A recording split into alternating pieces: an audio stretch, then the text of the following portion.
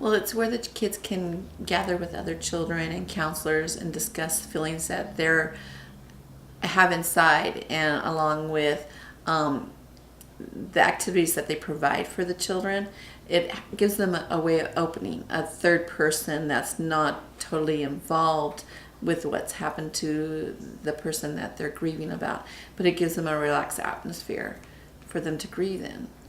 And sometimes we need a person, a third person who's not aware of all the details, just to open up to.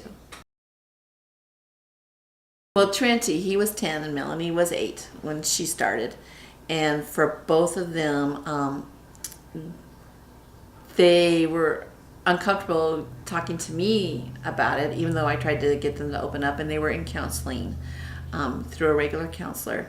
But every time that they attended Camp Good Grief, they came back refreshed and just absolutely like a burden had been taken off their shoulder, because they had the opportunity to grieve with other people and realize that they're not the only children that have lost somebody that's been special to them, and that they had that opening and they could relate to other members of the community with it.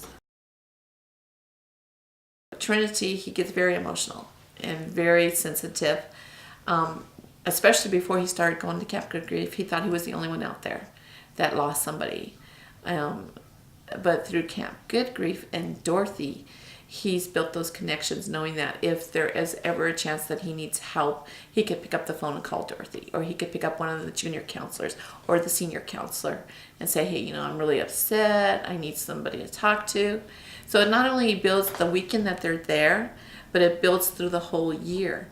And with new counselors coming on, it gives them more opportunity to grow and develop, and it gives them an avenue to follow and to be that handout for other children.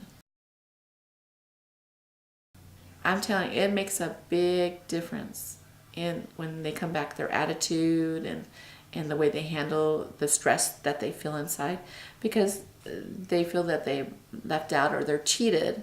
They don't have that parent or that sibling that was killed.